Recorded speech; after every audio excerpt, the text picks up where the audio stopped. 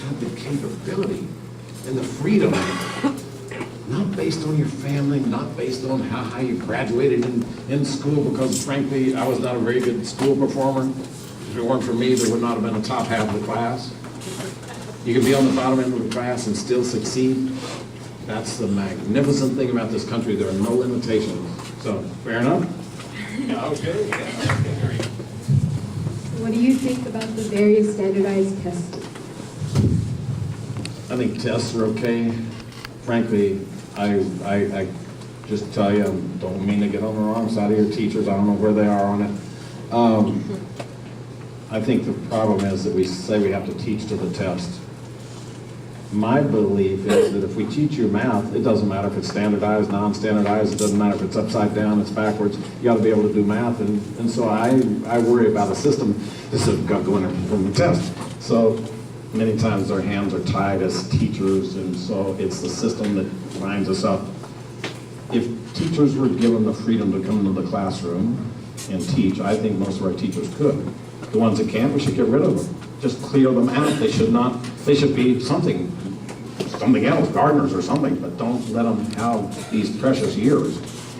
And if we would challenge our teachers and let them free, replace them when they can't do it, I think our education system would jump sky high, because I see people like you who are alive, alert, and ready to learn, and that's what the nation needs. Needs people who are aspiring to something. So good for you all. Thanks for being here, and thanks for taking a step out of the mainstream to be a part of the school, because the reason we're here today is because I want to say thanks to you as students, thanks to your parents, thanks to your instructors, because education systems are not working perfectly across the country. And there have to be people who are willing to go out and try something different, do something different. Don't keep doing the same old mess. I don't know how I got off on that, but those of you who got me charged up here. Here we go. And tell us your names as we go through. My name is Rita Terrazas. What motivated you to become a congressman? I was, again, I started life all like this, right? Internal, shy, introverted, and they're different, the introversion and shyness. And so finally I got out and I was flying these planes, and still flying a plane, you're in the cockpit, you're looking at the gauges, and it's just you in the airplane, usually no one else with me, and so all this solitary stuff. Finally I broke into business, and I began to see people struggling, middle-class people that we paid pretty good wages struggling to make ends meet. And I saw our government wasting. And then I saw opportunities being closed off to my kids and grandkids. And I said, that's more important. I want your generation and my grandkids who are a little bit younger than y'all, some of the ages here, 9 and 12. I want them to have the same opportunities to go up as high as they can go. If they can, then you can. So it's that opportunity for the sky's the limit that drove me there. And like the first lady, the first girl over here, who was the first passion? I have a passion for doing exactly what we're doing here. I was so closed in that nobody could reach inside it. So I can take the most closed person and we can come up here and we'll have a talking in a little while. It may not be, yes, so we're going to get back over there in a minute, but yeah, so that's what drives me. Fair enough? Okay.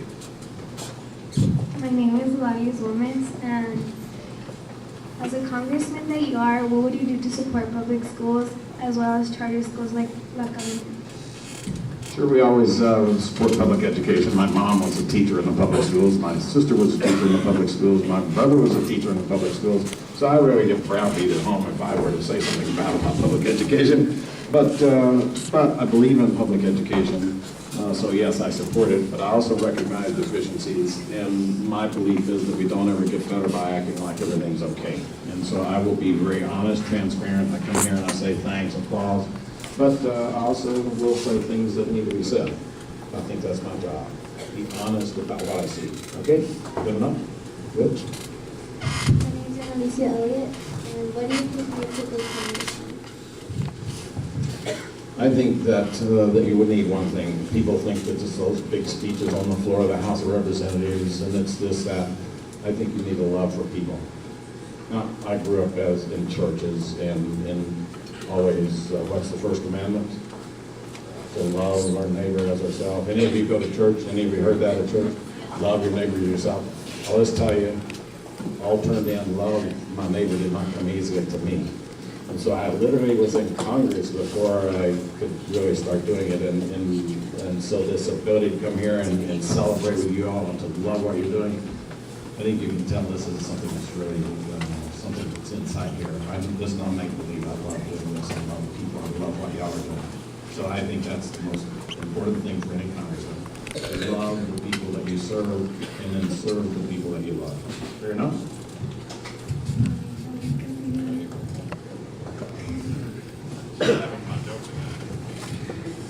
Is it difficult to like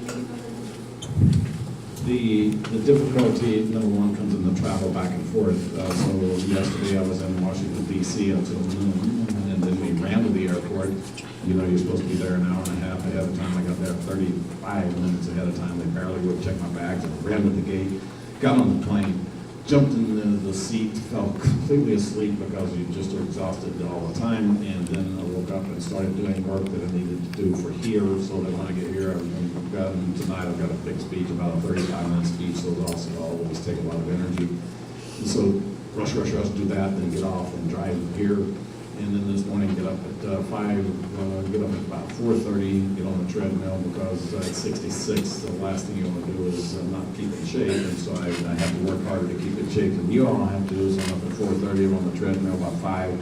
I'm off the treadmill by 5:30 and back at the room, and then I'm get breakfast. And then these staffers who harass me, and how was harassing staffers stand up here, and so either be on time or we'll leave you. I think that was both from last night. Yes, okay. So no, I'm embarrassed when you say it in public because it sounds so harsh. But it's difficult, but also it's it's humility. It's one of the things that bring us the greatest amount of humility to myself.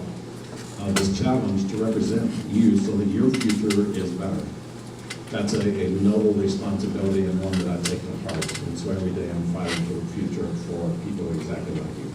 Yeah, it's great, but it's also great hard work. And also I'm not home. My first 6 years in office, I was at home in my bed 10 days a year.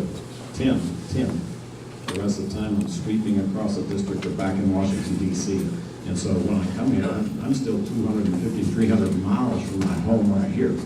So it's a big district, and so that's one of the challenges. Good question. Member Meredith, my question is, what does Congress propose to do to help our state's issue with high job hours? Really, and this is one of the most significant questions of the day. What should Congress do to stop the dropouts? I tell you, all Congress can do is make an environment and make the situation where it would encourage it. Without strong families, culture, strong families, your families made you come here, your family made you do this, your family did that. Without strong families, we're never going to stop the dropout culture. So many people ask me what's wrong with education today, and I said the families are probably the biggest thing. Parents send kids to school undisciplined, not ready to learn. So teachers tell me we spend 60% of our time in the classroom in discipline. How can the rest of you learn when they're trying to get disciplined 60% of the day? That's over half the day. And the Chinese, they're sitting there well organized, and they're trying to take your jobs away. And they're working every day, and they're getting the math and the sciences, and they're working here, and they're getting better equipment and better technology. And we're dragging behind because I think the family is the first breakdown. So strong families is the most important thing, and Congress cannot mandate that. It has to come from families building culture in. Because I will guarantee you, each one of you who is here at this school is going to have a strong family because you're going to have modeled, that your parents have modeled strong families to you. And so that has sunk in. If you want your kids to do something, model it to them. You can't just tell them, go do as I do and don't do as I say. So the families are sending their kids off without encouraging them. Get out, do this, do that, get them on the dance floor, do this, do that. That's powerful. My name is Esteban Rivas, and what can you do? What do you do to prevent the water running out since we live in the desert? Yeah. Three things on water, and by the way, water is the most strategic asset of life. Not oil, not money. Without water, there is no life. And so, in a desert, dwindling resources. So first of all, we need to preserve it. We need to use it wisely and reuse it wisely. You ever see water running down the street where your neighbors are washing their car? Maybe they forgot and turned the water off.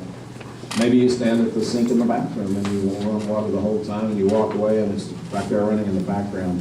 So saving it, conserving it is very big. Next, we need to defend it because other states around us want to take our water. Water is life, water is jobs, water is the economy. And so we have, at one time, California was trying to come here. California, it's a long way away. It's almost 1,000 miles to California to come and trying to take your water there. And so I fight tenaciously those states that are coming in and trying to get our water. And I'm not very